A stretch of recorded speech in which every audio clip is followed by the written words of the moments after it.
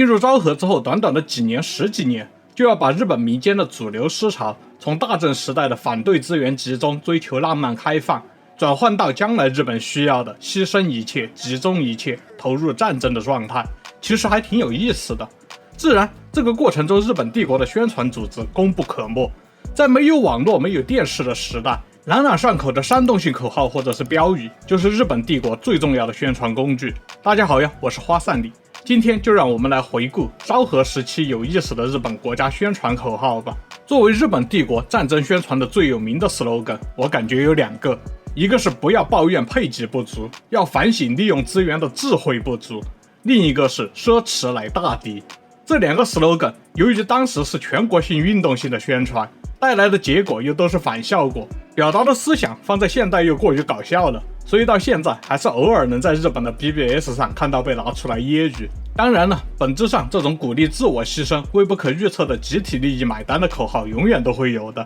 只是会换说法而已。现在黑心企业中表达类似意思的所谓企业精神之类的也很多嘛。那作为我的频道，本期视频自然也会包含揶揄这些现代 slogan 的内容。那如果这些内容让你感到不适，你他妈顺着网线来打我呀！总之，先从这句不要抱怨配给不足，要反省利用资源的智慧不足说起吧。这是1940年代日本主推过的 slogan， 所谓战时主推的 slogan， 那就是要做到日本全国的平民每天都要看到和听到这个口号，被指控不遵守这个口号的人就可以被视为非国民进行批判。战时官方主推的 slogan， 从我看来可以分成4个大类：鼓励奉献型、团结意识型、斥责激励型和离谱搞笑型。当然，这只是我大体的分类，不少 slogan 都可以同时归属于多个类型。比如鼓励奉献型中比较早出现的一个 slogan， 埋头工作，开心纳税。其实我也很想把它归类到离谱搞笑型里面去，但是考虑到把这个口号拆成2半，埋头工作和开心纳税好像也是现在日本政府宣传的2个方向。不如说，现在日本打工人的固有印象中也被强行塞入了这2种形象。生活在日本的我就有点笑不出来了，那就还是算作鼓励奉献型吧。与之类似的还有一个踊跃出征、积极纳税的 slogan。总之就是战争时期嘛，你要么交钱，要么交时间，要么交命，必须选一个，而且得是自愿且愉快的奉献。类似的鼓励奉献型的 slogan， 在日本兵源不足的时候也有过。为了国家，我不仅可以献出金钱，还可以献出子女，就是一种年轻人不想死，那我让你爸妈来给你压力的操作。与之类似的操作还有伟大的战士和他笑容满面的母亲这个 slogan。按理来说是没有父母会因为孩子去填了2战后期的日本战线而高兴的。那时拿到红纸的人很多都是短时间上战场，然后没多久就重伤或者是战死被送回来。但是当时的帝国就是能要求人们先条件反射对国家的忠诚，而对这件事感到高兴。多年宣传铺垫下来，竟然能到这一步，也是不可思议。顺带一提，这些极端到离谱的鼓励奉献型的口号出现的时间，大概是东条英机和某铁口连野在搞清洗的时候，其实就是把战争变得不利的决策的锅甩给技术官僚，然后又搞些更加抽象的人来填补技术官僚的位置。大佬们面对日本这个大集体和自己的权力地位时，倒是果断的选择让国家为自己奉献了。总之，这些鼓励奉献型的口号，大体就是把常识中是损失的东西包装成获益。纳税要开心，亲人战死是荣耀，时间是为了工作，库存品涨价赶紧买好像混入了什么比较新时代的 slogan， 不去管它，不去管它。总之，再来看看团结意识型的 slogan。我觉得最典型的就是我可以放弃权利，但绝不放弃义务。这时候弹幕可能就有人要问了，老花你是不是说错了？这看起来就是个鼓励奉献型啊。我只能说 naive。 以我多年的日本黑企学研究，这种 slogan 的直接目标肯定是团结意识，而不是索取奉献。这就像是强推无偿加班，核心的目标是让辛苦的员工看到其他员工也陪自己辛苦，帮该毕业的员工做辞职的决定，以及提高留下来的岗位的稳定性。至于你在加班的时间摸鱼，大部分时间还真无所谓，有些公司还提供餐食呢。权利义务本是一体，大家都放弃了权利保留义务，权利就集中了，人的行为选择也就集中了嘛。类似的抹平个体差异的口号，还有最有名的日本战时宣传之一，奢侈乃大敌。不过这个 slogan 相当的失败，倒不是因为它的影响力不够，相反，这是因为它的影响力太够了才失败。为了配合口号，日本帝国先主动打击了几个高级消费品的制造商，但是影响太大，国民消费意愿暴跌，一时导致了日本国内许多制造业倒闭，大量失业者出现，税源和社会稳定都受到了很大影响。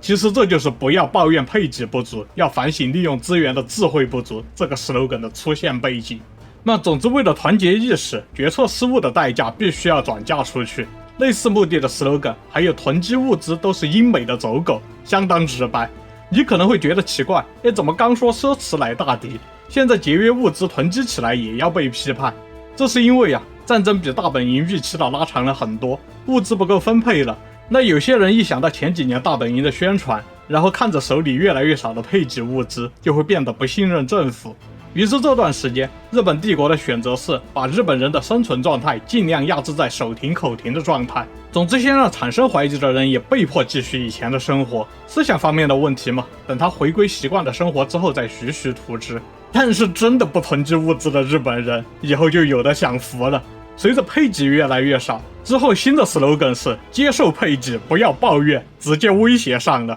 其实按照日本政府最后一年的粮食配给量，理论上全日本会饿死上千万的人口，但是实际上被饿死的就是那些前2年老老实实不做英美走狗、不囤积物资的少数人。当然呢，也有直接希望团结意识的 slogan， 比如迷信是大国的耻辱，那这的感觉是个正常的正向宣传。但是其实我差点就把这个 slogan 放到离谱搞笑型里面去了，因为曾经有人对比过用皇帝的吉凶来预测日本军事行动的吉凶和国际大事对日本的影响，然后与日本帝国大本营的通稿做对比，结果是皇帝符合历史事实的比例更高，他妈的信大本营的战报还不如信迷信呢，所以我差点把这个 slogan 放到离谱搞笑型里面去。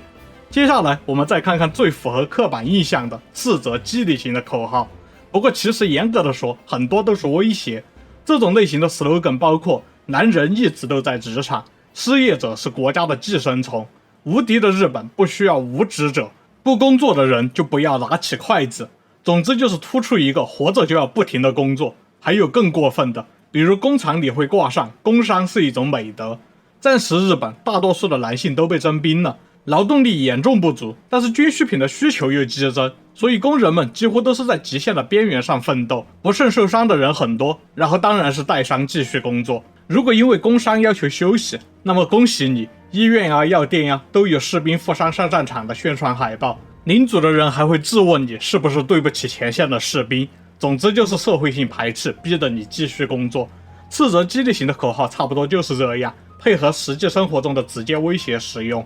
最后来看看离谱搞笑型的 slogan， 就是你很难想象宣传人员想出这些 slogan 的时候是什么样的精神状态。有这样一个离谱的 slogan， 2+2等于80。宣传这个 slogan 时搭配了一个故事，说这是东条英机首相的战时日本算术，我们要每天不断的创新，打倒困难。今天让2+2等于5，明天让2+2等于7，最终一定能让2+2等于80。这就是加强生产的关键啊！这他妈什么没头没尾的东西？据说美军有针对这个过于离谱的宣传撒过反向传单，说2+2永远等于4。显然东条阁下的数学不好，而美军总是基于实际情况采用最佳方案，懂数学的人才能带领你在战争中获胜。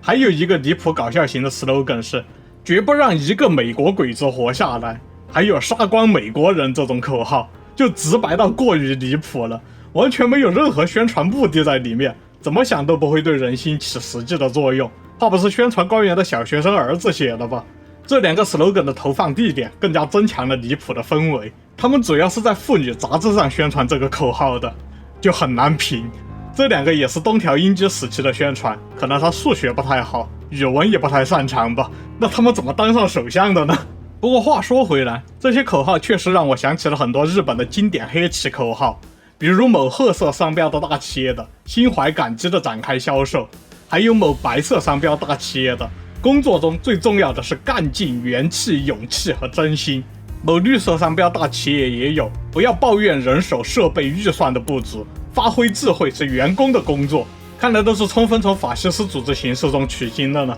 那么你还知道其他的类似这些日本二战宣传的当代 slogan 吗？欢迎评论区补充。都看到这儿了，别忘了点赞订阅啊！我们下期再见。